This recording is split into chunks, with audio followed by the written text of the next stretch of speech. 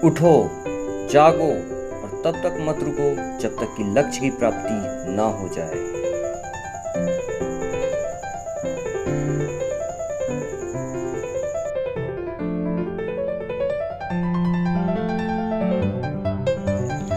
नमस्कार दोस्तों, मैं हूं विवेक और आपका स्वागत करता हूं एक नए वीडियो के साथ आपके अपने चैनल अपनी पढ़ाई 3.0 पे। आज का जो हमारा टॉपिक है वो है बाल विकास एवं शिक्षण विधि।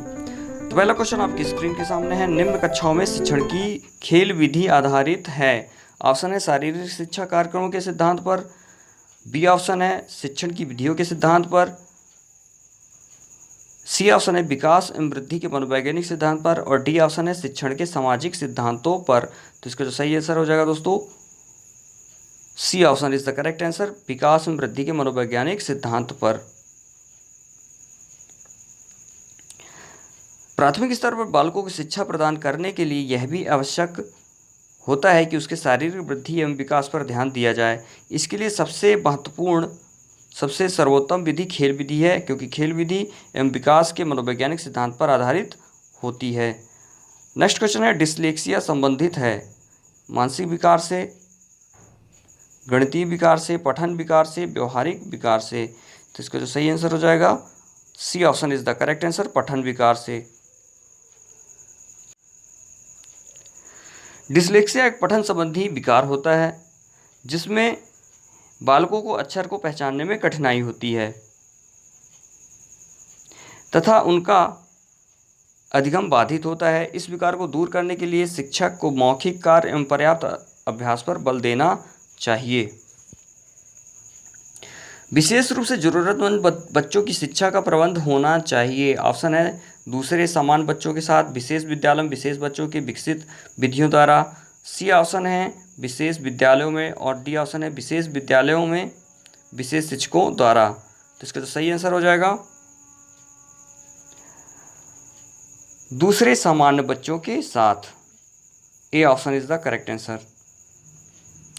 विशेष रूप से जरूरतमंद बच्चों को समान बच्चों के साथ ही शिक्षा देने का प्रबंध करना चाहिए ताकि अपनी आवश्यकताओं और जरूरतों की पूर्ति के साथ साथ वे सामान्य बच्चों के क्रियाकलापों से भी प्रभावित होते रहें ताकि भविष्य में सामान्य वातावरण के साथ अपने आप को समायोजित कर सकें। अधिगम के प्रक्रम में अभिप्रेरण क्या करता है? ऑप्शन ए है सीखने वाले की स्मृति को तेज करता है, पुराने अधिगम से नए अधिगम को विभेदित करता है, सी ऑप्शन एक दिशी रूप से सोचने में सीखने वालों को प्रस्तुत करता है, और डी ऑप्शन है नए सीखने वालों में अधिगम के लिए रुचि का सृजन करता है। तो इसका जो सही आंसर हो जाएगा दोस्तों, नए सीखने वालों में अधिगम के लिए रुचि का सृजन करता है। D option is the correct answer.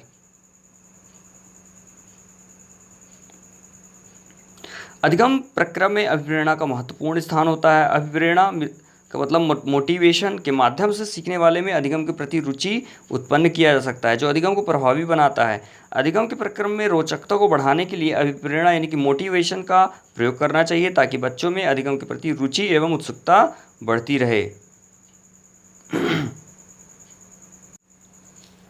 कक्षा 5 के न्यून दृष्टि वाले बच्चे को, ऑप्शन है निम्न स्तर के कार्य के लिए माफ़ करना उचित है, उसके दैनिक कार्य में उसके माता पिता मित्रों को सहायता करनी चाहिए, सी ऑप्शन है कक्षा में समान रूप से बर्ताव करना चाहिए, और सी डी के जरिए सहायता प्रदान करना चाहिए, और डी ऑप्शन है कक्षा में विशेष बर्ताव करना चाहिए। तो इसका जो सही आंसर है, C option is the correct answer, कक्षा में समान रूप से बर्ताव करना चाहिए और सी डी के जरिए सहायता प्रदान करनी चाहिए। प्राथमिक स्तर में न्यून दृष्टि वाले बच्चों के साथ समान बच्चों की तरह व्यवहार करना चाहिए ताकि उनका अधिगम को बढ़ाने के लिए श्रव्य शिक्षण सामग्री का प्रयोग किया जा सकता है ताकि दृष्टि क्षमता के अभाव में उसके अधिगम पर नकारात्मक प्रभाव ना पड़े। नेक्स्ट क्वेश्चन देखते हैं, श्यामपट्ट को शिक्षण सामग्री के किस समूह के अंतर्गत रखा जाएगा?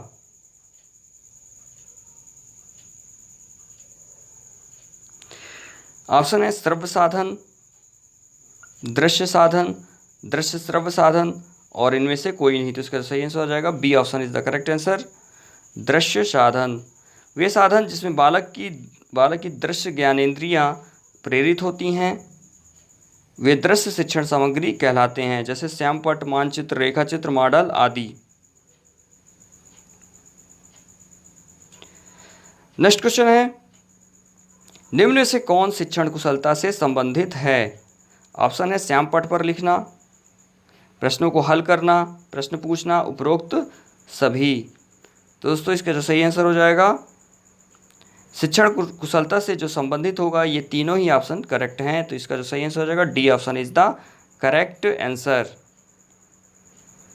शिक्षण कार्य को प्रभावी बनाने के लिए आवश्यक है कि शिक्षक सभी शिक्षण कौशल में कुशल हो। शिक्षण कौशल निम्न है: श्यामपट्ट कौशल, प्रश्न कौशल, स्पष्टीकरण कौशल, प्रतिपुष्टि कौशल। कक्षा में जो विद्यार्थी प्रश्न पूछते हैं उन्हें कक्षा के बाद शिक्षक से मिलने की सलाह दी जाए। कक्षा चर्चा में भाग लेने के लिए प्रोत्साहित किया जाना चाहिए। कक्षा प्रश्न पूछने के लिए प्रोत्साहित करना चाहिए। स्वतंत्र रूप से उत्तर ढूंढने के लिए प्रोत्साहित करना चाहिए। तो इसका जो सही आंसर हो जाएगा D option is the correct answer.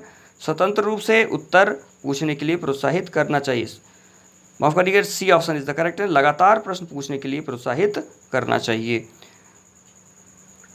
कक्षा शिक्षण के दौरान विद्यार्थी के प्रश्न पूछने पर उसकी उत्सुकता का शांत करने के लिए शिक्षक को उसकी समस्याओं का समाधान करना चाहिए।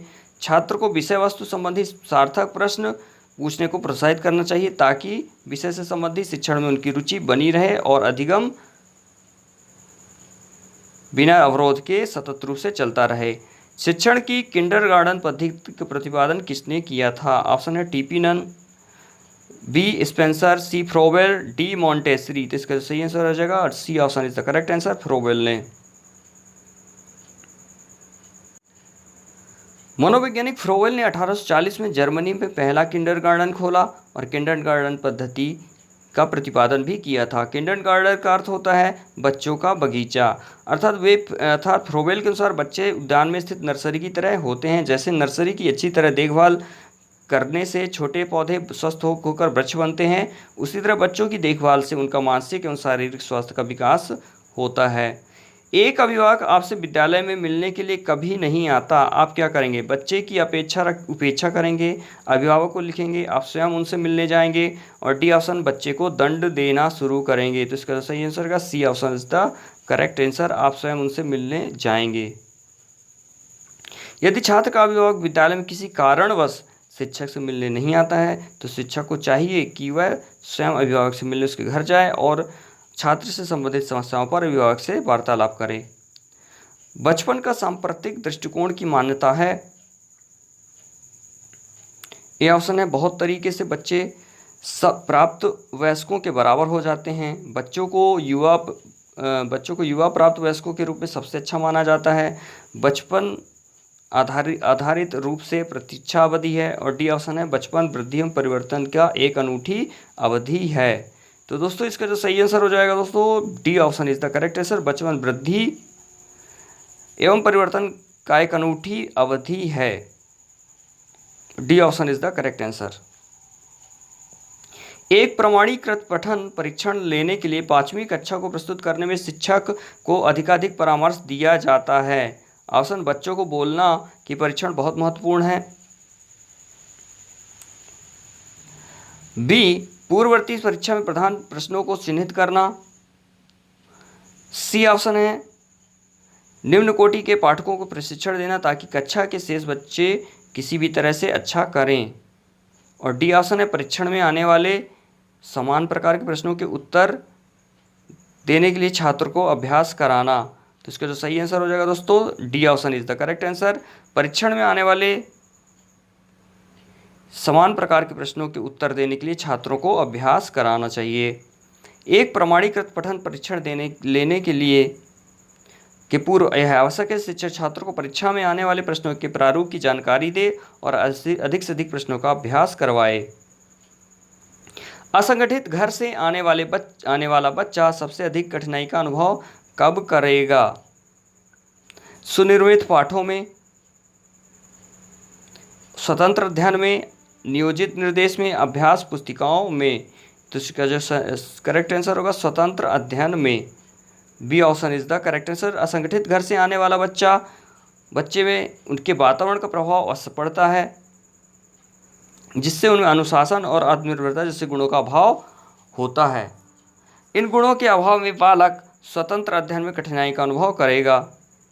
आप देखते हैं कि एक छात्र बुद्धिमान है, उसके साथ संतुष्ट रहेंगे, उसे अतिरिक्त गृह कार्य नहीं देंगे। सी ऑप्शन है, वह जैसे अधिक प्रगति कर सके उस तरह से उसे अनुप्रेरित करेंगे, उसके अभिभावकों को सूचित करेंगे कि वह बुद्धिमान है। तो इसका जो सही आंसर हो जाएगा C option is the correct answer. वह जैसे अधिक प्रगति कर सके उस तरह से उसे अनुप्रेरित करेंगे। यदि कुछ विद्यार्थी कक्षा में अध्ययन की चित्तवृत्ति में नहीं हैं तो आप उन्हें अध्ययन के लिए बाध्य करेंगे। उन विद्यार्थियों को कक्षा छोड़ने के लिए कहेंगे, उन्हें चेतावनी देंगे कि वे अवश्य अध्ययन करें, नहीं तो आप अध्यापक को सूचित कर देंगे। डी ऑप्शन, उन्हें उनकी रुचि अथवा आप अपने विषय के अनुसार रुचिपूर्ण चीज़ें बताएंगे। तो इसका सही आंसर होगा D option is the correct answer. उन्हें उनकी रुचि अथवा अपने विषय के अनुसार रुचिपूर्ण चीज़ें बताएंगे। अध्ययन में चित्तवृत्ति का तात्पर्य अध्ययन में रुचि ना लेना है। अगर किसी छात्र द्वारा इस तरह की प्रवृत्ति अपनाई जाती है तो शिक्षक को अपने विषय वस्तु से संबंधित उसकी रुचि के अनुसार शिक्षण करना चाहिए। शिक्षण कार्य का मनोरंजक एवं रुचिकर बनाने के लिए शिक्षण सहायक सामग्री का भी प्रयोग किया जाता है।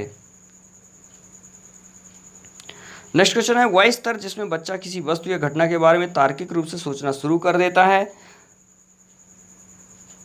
तो वह कौन सी अवस्था होगी? संवेदन प्रणोद अवस्था, औपचारिक अवस्था, सी ऑप्शन है पूर्व क्रियात्मक अवस्था और डी ऑप्शन है मूर्त क्रियात्मक अवस्था। तो इसका जो सही आंसर हो जाएगा D option is the correct answer, मूर्त क्रियात्मक अवस्था। पियाजे के संज्ञानात्मक सिद्धांत की बात की जाए तो तीसरे चरण अर्थात मूर्त संक्रियात्मक अवस्था 7 से 11 वर्ष तक में बालक किसी वस्तु या घटना के बारे में तार्किक रूप से सोचना प्रारंभ कर देता है और इस अवस्था में बालकों में चिंतन, तर्क, वितर्क, एकाग्रचित्त आदि गुणों का विकास होने लगता है।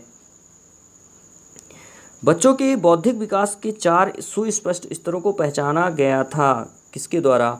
कोहलबर्ग के द्वारा, एरिक्सन के द्वारा, स्किनर के द्वारा या पियाजे के द्वारा। तो इसका जो सही आंसर हो जाएगा, बच्चों के बौद्धिक विकास में 4 स्पष्ट स्तरों को जो पहचाना गया था वो किनके द्वारा पहचाना गया था? डी ऑप्शन यानी कि पियाजे के द्वारा। पियाजे द्वारा बच्चों में बौद्धिक विकास के 4 सुस्पष्ट स्तरों को पहचाना गया था, जिसे संज्ञानात्मक विकास के सिद्धांत के नाम से जाना जाता है। 4 स्तर हैं: संवेदी गतिक अवस्था 0 से 2 वर्ष, पूर्व संक्रियात्मक अवस्था 2 से 7 वर्ष, मूर्त संक्रियात्मक अवस्था 7 से 11 वर्ष, औपचारिक संक्रियात्मक अवस्था 11 से 15 वर्ष। नेक्स्ट क्वेश्चन है, अल्पवयस्क बच्चों के अधिगम में अभिभावकों की भूमिका होनी चाहिए। निषेधात्मक, अग्रसक्रिय, संवेदनात्मक, उदासीन। तो इसका जो सही आंसर हो जाएगा B option is the correct answer, अग्रसक्रिय।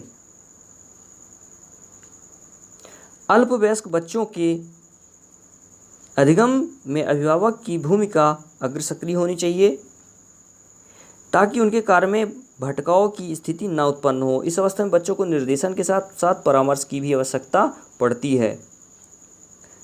Next question दोस्तों देखते हैं, बच्चों के संज्ञानात्मक विकास को सबसे अच्छे तरीके से कहाँ परिभाषित किया जाता है? खेल के मैदान में, विद्यालय एवं कक्षा में, ऑडिटोरियम में, गृह में। तो दोस्तों बच्चों के संज्ञानात्मक विकास को सबसे अच्छे तरीके से कहाँ परिभाषित किया जाएगा? बी ऑप्शन, विद्यालय एवं कक्षा में। बच्चों के संज्ञानात्मक विकास को मापने एवं परिभाषित करने का सर्वाधिक उपयुक्त विधि परीक्षा प्रणाली है, जिसमें बच्चों और इसके संज्ञानात्मक विकास स्तर को जाना जा सकता है और इसके लिए विद्यालय सबसे उपयुक्त स्थान होता है, जहां बच्चे स्वतंत्र एवं अनुशासित रूप से अपनी अभिव्यक्ति दे सकते हैं। नेक्स्ट क्वेश्चन है, फिल इन द ब्लैंक्स को अनुप्रेरित शिक्षण के एक संकेत के रूप में विवेचित किया जाता है। ऑप्शन ए, कक्षा में अधिकतम उपस्थिति, शिक्षक द्वारा दिया गया उपचारात्मक कार्य, सी, विद्यार्थियों द्वारा प्रश्न पूछना, डी, कक्षा में पूर्ण निरस्ता। तो इसका जो सही आंसर हो जाएगा C option is the correct answer, विद्यार्थियों द्वारा प्रश्न पूछना। शिक्षण प्रभावशाली एवं सजीव तब होता है जब कक्षा में समय समय पर शिक्षक छात्र वार्तालाप हो तथा छात्रों द्वारा कक्षा में प्रश्न पूछा जा रहा हो। इससे पता चलता है कि छात्र का अधिगम अच्छी तरह से चल रहा है और छात्र कक्षा में रुचि ले रहा है। नेक्स्ट क्वेश्चन है, कक्षा में विद्यार्थियों की रुचि बनाए रखने के लिए एक शिक्षक को क्या उचित है? श्यामपट्ट का प्रयोग करना चाहिए, चर्चा करना चाहिए, कहानी कहना चाहिए, प्रश्न पूछना चाहिए। तो इसका जो सही आंसर है डी ऑप्शन, प्रश्न पूछना चाहिए। कक्षा के छात्रों की रुचि उत्सुकता को बनाए रखने के लिए आवश्यक है कि शिक्षक छात्र से पूर्व ज्ञान से संबंधित प्रश्नों को पूछे, जिसे सामान्यतः प्रस्तावना के रूप में प्रश्न कहे जाते हैं। इसके लिए शिक्षक के प्रश्न कौशल का होना अनिवार्य है।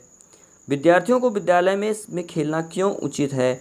यह उनके शारीरिक रूप से सशक्त बनाएगा, यह शिक्षकों के लिए काम करना आसान करेगा, यह समय बिताने में सहायता देगा, यह सहयोग एवं संतुलन का विकास करेगा। तो इसका जो सही आंसर हो जाएगा दोस्तों D option is the correct answer, यह सहयोग एवं संतुलन का विकास करेगा।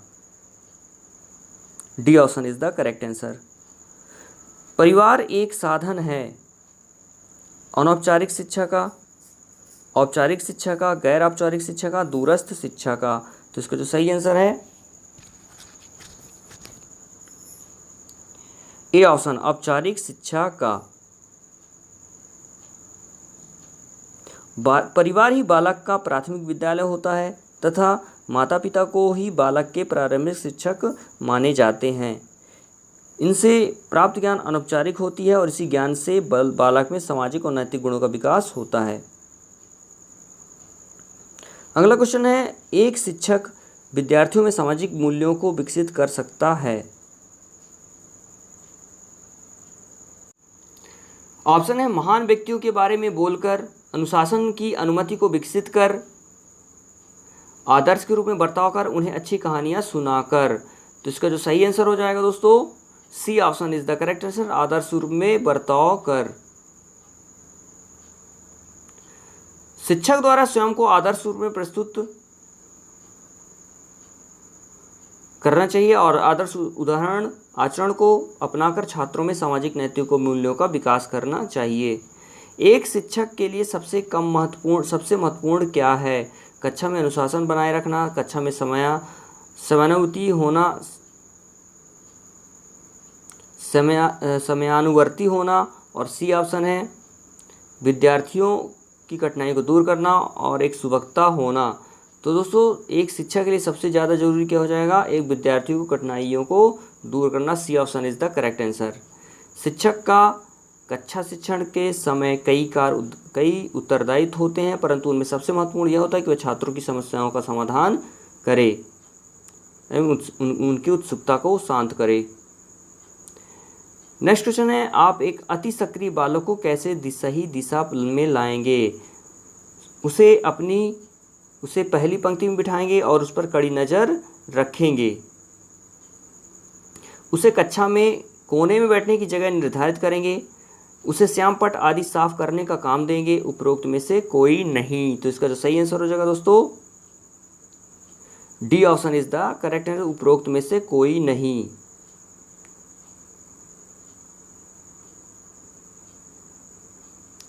पृथक पृथक समजाति समूहों के व्यक्तियों के प्रति बच्चों की अभिवृत्ति साधारणतः आधारित होती है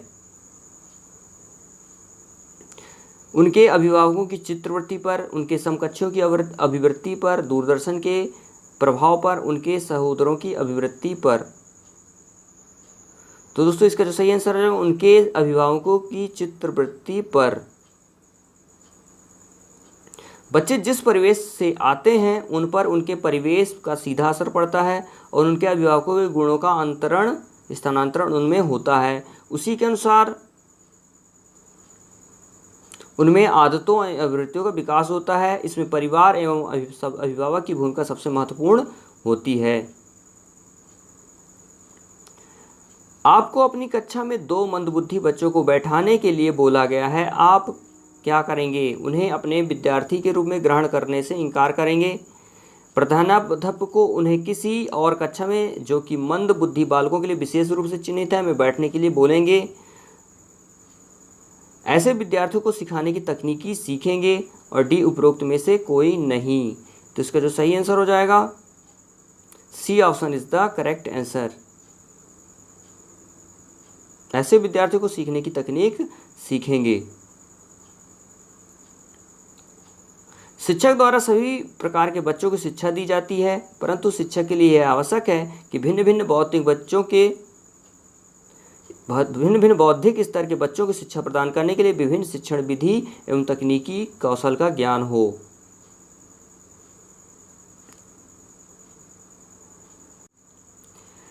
एक शिक्षक को साधन संपन्न होना चाहिए। इसका अर्थ है, ऑप्शन है, उसके पास पर्याप्त धन संपदा होनी चाहिए ताकि शिक्षण देने की जरूरत ही न पड़े। उनका अधिकारियों के उच्च स्तर से संपर्क होना चाहिए। सी ऑप्शन है, उनका अपने विद्यार्थियों की समस्याओं को हल करने के लिए पर्याप्त ज्ञान होना चाहिए। और डी ऑप्शन है, विद्यार्थियों के बीच उनकी प्रसिद्धि होनी चाहिए। तो इसका जो सही आंसर हो जाएगा दोस्तों C option is the correct answer. उनको अपने विद्यार्थियों की समस्या को हल करने के लिए पर्याप्त ज्ञान होना चाहिए। नेक्स्ट क्वेश्चन दोस्तों देखते हैं, बच्चों में संवेगात्मक समायोजन प्रभावी होता है। ऑप्शन व्यक्तित्व निर्माण में, कक्षा शिक्षण में, अनुशासन में, उपरोक्त सभी। तो इसका जो सही आंसर हो जाएगा दोस्तों D option is the correct answer, उपरोक्त सभी। बच्चों में संवेगात्मक समायोजन प्रभावी होगा यदि व्यक्तित्व निर्माण में, कक्षा शिक्षण में और अनुशासन इन तीनों में ही। तो इसका आंसर जो होगा सही करेक्ट आंसर जो होगा वो होगा डी ऑप्शन, उपरोक्त सभी। तो दोस्तों ये थे बाल विकास एवं शिक्षा मनोविज्ञान से संबंधित बहुत ही महत्वपूर्ण प्रश्न। तो दोस्तों नेक्स्ट वीडियो में कुछ और अच्छे प्रश्नों के साथ, कुछ और नए टॉपिक के साथ यहाँ पे डिस्कस करेंगे। तो तब तक चैनल को सब्सक्राइब करना मत भूलिए, लाइक करिए और शेयर करिए। तब तक अपना ख्याल रखिए। मिलेंगे नेक्स्ट वीडियो में, तब तक के लिए जय हिंद, जय भारत।